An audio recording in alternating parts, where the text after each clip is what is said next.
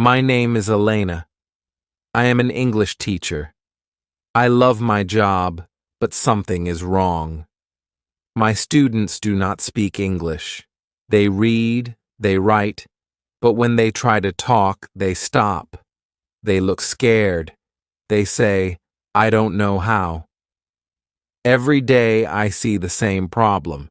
A student tries to answer in English, but then he switches to Spanish. Another student understands a question but cannot respond. I feel frustrated. They study so much, but they do not use the language. One day, I sit in the teacher's lounge with my coffee. My colleague, Mr. Lish, sits next to me. He looks tired. I ask, "What's wrong?" He sighs. "My students don't talk. They just memorize words." I nod. "Same here." I take a deep breath and say, "We need to change the way we teach." Louise laughs. "Change? The director will never allow that." I bite my lip. He is right. Our school follows strict rules. The students use books with long lists of words. They do grammar exercises, but they do not practice speaking. That night, I cannot sleep. My mind is full of questions. Why do students learn grammar but not conversation? Why do they know vocabulary but cannot ask for a coffee in English? I sit up in bed. I need to try something new. But how? The next morning, I walk into my classroom with a plan. I smile at my students. Today, no books. They look at me, confused. "No books?" a girl asks. I shake my head. "No books today. We talk." I write on the board, "At the airport." The students look at each other. "What do we do?" one asks. I say, "You are at an airport. You need to ask for your ticket. You need to go through security. You need to find your gate. Let's practice." A boy named Carlos raises his hand. "But teacher, we don't know the words." I smile. "Then let's learn them. Repeat after me." "Excuse me, where is my gate?" The class repeats. At first they are shy, but then they get louder. For the first time, they are speaking, not writing, not reading, speaking. I feel excited. Then the door opens. I freeze. The director stands there, watching. He crosses his arms. I swallow. My heart beats fast. He steps inside. His face is serious. "What are you doing, Elena?" I try to stay calm. "I am teaching English." He shakes his head. "This is not in the book." The students are silent. They look at me, waiting. My hands feel cold. I take a deep breath. What will I say? What will happen now? I stand in front of the class. The director is watching me. His arms are crossed. His face is serious. The students are quiet. The room feels cold. He steps closer. "Elena, where is the book?" I swallow. My hands feel sweaty. "Today we are practicing conversation." He raises an eyebrow. "Conversation?" He looks at the board. "At the airport." He frowns. "This is not in the curriculum." I feel my stomach twist. "But the students need to speak English. They memorize words, but they cannot talk. They need real situations." The director shakes his head. "The school has rules. Follow the book. Do the exercises." I hear a small voice. "But we like this teacher." It is Anna, the shyest girl in class. She never speaks. Now she looks at the director with big eyes. He sighs. Elena, come to my office after class. Then he turns and walks out. The door closes. Silence. Then a voice. Teacher, are you in trouble? I force a smile. No, don't worry. Let's continue. The students look at each other, then slowly they smile too. We continue the lesson. Excuse me, where is my gate? Your flight is at gate 12A. Their voices grow stronger. I feel hope, but at the same time I feel afraid. The bell rings. Class is over. I take a deep breath and walk to the director's office. Inside, he is sitting at his desk. He points to the chair. Sit. I sit. My hands are cold. He looks at me.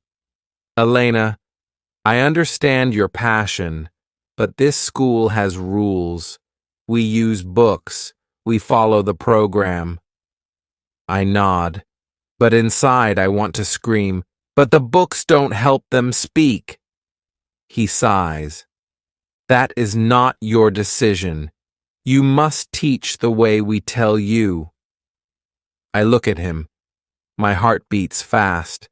I cannot. He frowns. What? I swallow. My voice shakes. I cannot teach like this. It does not work. My students are learning more today than in the last 3 months. They are speaking. He looks at me for a long moment, then leans back in his chair. You are taking a big risk, Elena. I nod. I know. He taps his fingers on the desk. If you continue this way, there may be consequences. I hold my breath. What kind of consequences? He doesn't answer. Instead, he stands up. Go home, Elena. Think about what you are doing. I stand up, too. My legs feel weak. I walk to the door. Before I leave, I turn to him. I already know my answer. He does not respond. I step out of the office. My heart is racing. My mind is spinning. What will happen next? The next morning, I walk into my classroom. My hands are shaking. What if the director is watching? What if I lose my job? But then I see my students. They are waiting, their eyes full of excitement. Anna smiles. Teacher, today we practice again. I look at the door. No one is there. I take a deep breath. Yes, today we practice again. Again, I write on the board. At the hotel. The students whisper. They are excited. I turn to Carlos. You are a tourist. You arrive at a hotel. You need a room. Carlos stands up nervously. Hello. I need a room. I nod. Good. Now, let's use shadowing. I say the sentence again, slowly and clearly. Hello. I need a room. Carlos listens carefully. Then he repeats after me. Hello. I need a room. His voice is stronger now. I smile. Great. Now let's try again. Say it with confidence. Carlos stands up straight. Hello. I need a room. The class claps. He smiles. I feel happy. They are learning. They are speaking. Next, I give them a listening exercise. Now, listen to this short conversation. I play an audio clip of a hotel check-in. The students listen with focus. I pause the audio. What did the receptionist say? Anna raises her hand. She said, Do you have a reservation? I nod. Yes. Now, let's practice reading out loud.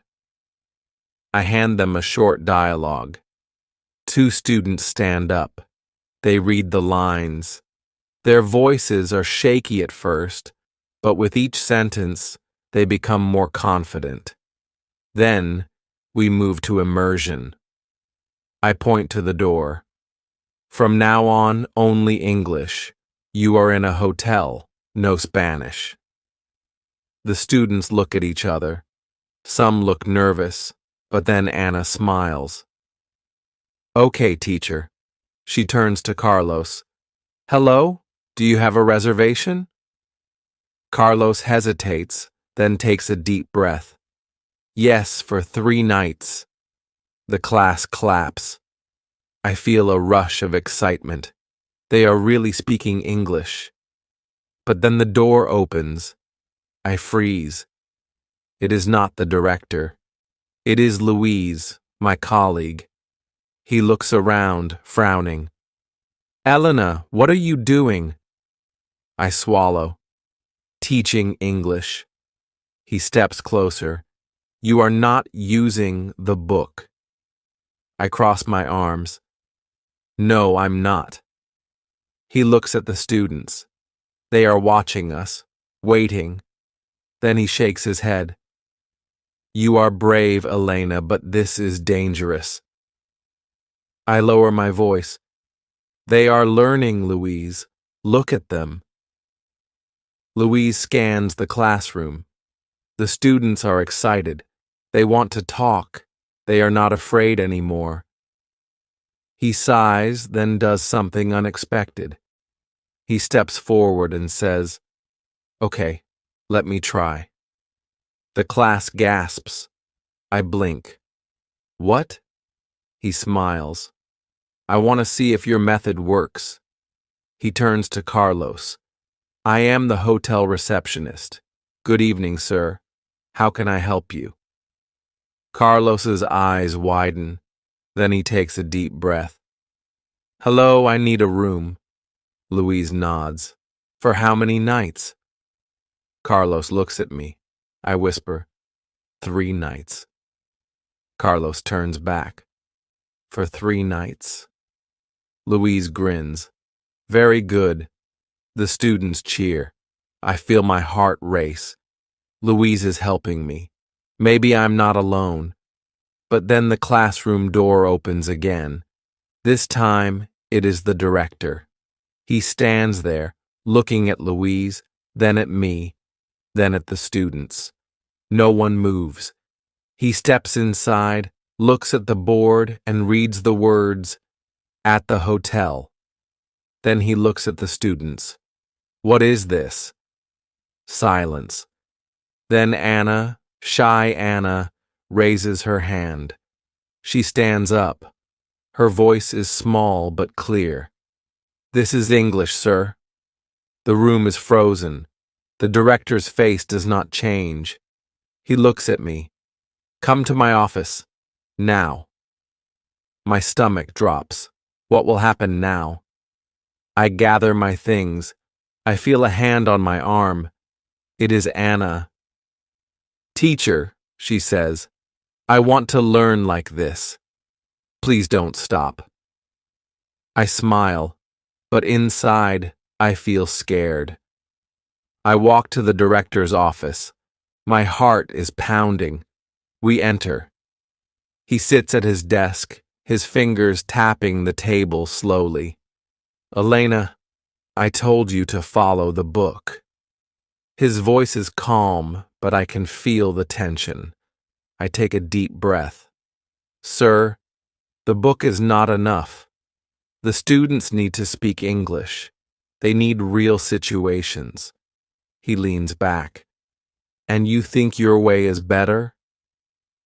I hesitate, then nod. Yes. The director sighs. Do you know how many teachers have tried to change the system? And do you know what happened to them? I shake my head. He stares at me. They are no longer here. A cold feeling spreads through my chest.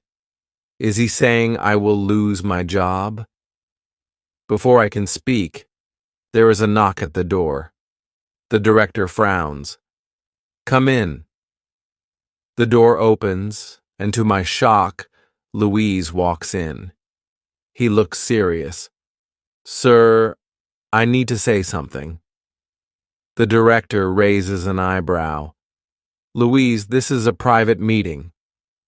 Louise nods. Yes, but I was in Elena's class today and I saw something important. He glances at me, then back at the director. The students were speaking English. The director stays silent. Louise continues. Not just reading, not just memorizing, speaking. They were confident. They were learning in a way that I've never seen before. The director looks at him, then at me. So now you're part of this too? Louise nods. Yes. For a moment, no one speaks. Then the director stands up. He walks to the window, hands behind his back. This school has followed the same method for years, he says slowly. We have rules for a reason. He turns around. But I cannot ignore results. My breath catches. What do you mean? He walks back to his desk. I will observe one more class. If I see real progress, I will think about it. He narrows his eyes. But if I don't, you will go back to the book. I feel my hands trembling. This is my chance, but it is also my test. The next morning, I stand in front of my class. My hands are cold. My heart is racing. This is it. The director is watching. If I fail, I lose my chance. I glance at the door. He is there, standing with his arms crossed. Lish is next to him. The students look at me, waiting. I force a smile. Good morning, class. Good morning, teacher, they say, louder than usual. They know today is important. I take a deep breath and write on the board. At the restaurant. The students whisper. They are excited. I turn to them. Today you will go to a restaurant. You will order food. You will ask for the check. You will speak English. Carlos raises his hand. Teacher, what if we make mistakes? I smile. Mistakes are good. Mistakes help us learn. I set up the activity. Anna is the waitress. Carlos is the customer. The class watches as they begin. Anna, hello, welcome. Can I take your order? Carlos hesitates. He looks nervous. I hold my breath. Come on, Carlos, you can do this. He swallows, then says, Yes, I want a hamburger and orange juice. The class claps. I hear a small laugh. I turn my head. The director is smiling. Then something happens. The director steps forward. I freeze. He looks at the students. Then he does something unexpected. He pulls out a chair and sits down. He clears his throat. Excuse me, waitress, he says, looking at Anna. Can I see the menu? The room is silent. The students stare at him, eyes wide. Is this real? Is he playing the game? Anna blinks. She looks at me. I nod. She takes a deep breath. Yes, sir. Here is the menu. The director pretends to read it. What do you recommend? Anna stares at the board, searching for words. Then she smiles. The pizza is very good. The students gasp. Anna is speaking English to the director. The director nods. Okay, I will have the pizza and a soda. Anna writes it down. 1 pizza, 1 soda. Anything else? The director shakes his head. That's all, thank you. The students whisper excitedly. I hold my breath. What is happening? Then the director stands up. He looks at me. My heart stops. "Elena," he says, "come to my office." I swallow. I nod. As I walk out, I feel every student watching me. Louise gives me a small nod. I follow the director down the hall. My mind is spinning. Was that good? Was that bad? We enter his office. He closes the door. He turns to me, then smiles. "Elena," he says, "we need to talk." But about what? I stand in the director's office, my hands shaking. He sits at his desk and looks at me. Is this the end? Will he fire me? He leans forward. "Elena," he says slowly, "do you know how long I have worked in this school?" I shake my head. 25 years. He sighs. For 25 years, we have used the same method. Books, grammar exercises, vocabulary lists. He pauses. And for 25 years, students have left this school unable to speak English. My heart skips a beat. "Sir?" He looks straight at me. Today, I saw something different. I saw students speaking. I saw confidence. I saw learning. I hold my breath. What is he saying? The director sighs and leans back in his chair. "Elena, I am not an easy man to convince, but today, you convinced me." I blink. "I did?" He nods. "Yes, your method works. The students were engaged. They were thinking. They were using the language, not just memorizing it." A rush of relief fills my chest. I can hardly believe it. Then his face becomes serious again. "But," he says, raising a finger, "this does not mean you can do whatever you want. You must have structure. You must have a plan." I nod quickly. "Of course, sir, I will prepare activities. I will make sure the students learn all the important vocabulary and grammar." He stays silent for a moment, then nods. "All right. You have my permission to continue." I feel like I can finally breathe. "Thank you, sir. Thank you so much." He waves a hand. "Don't thank me yet. This is an experiment. If students improve, we will talk about changing the method for all classes. If not, we go back to the book." I smile. "They will improve, sir. I promise." He watches me for a moment, then nods. "Go back to class, Elena. Do your job." I leave the office, my heart racing, not from fear, but from excitement. As I walk back to my classroom, I see Louise waiting in the hallway. He raises an eyebrow. "Well?" I grin. "We did it." Louise lets out a breath. "Seriously?" I nod. "Seriously." He shakes his head, smiling. "I can't believe it." I push open the classroom door. The students jump up. "Teacher, what happened?" I laugh. "We won." They cheer. Anna claps her hands. Carlos pumps his fist in the air. I walk to the board and write 2 big words. "Let's talk." I turn to them. "All right, class. Today we go to the airport." They laugh. They are excited. They are ready. And for the first time, I know they are really learning English. As I sit at my desk after class, I take a deep breath.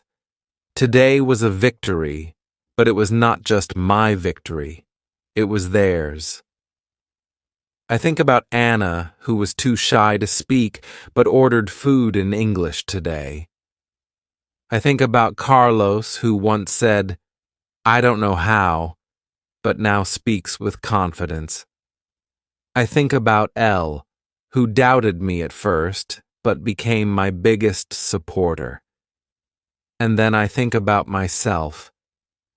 I was afraid. I almost gave up.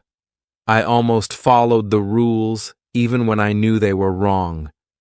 But learning is not about fear. It is not about rules. It is about using the language, making mistakes, trying again. I smile. Teaching is not about books. It is about opening doors. I stand up and look at the empty classroom. Today I opened a door for my students, and now they are ready to walk through it.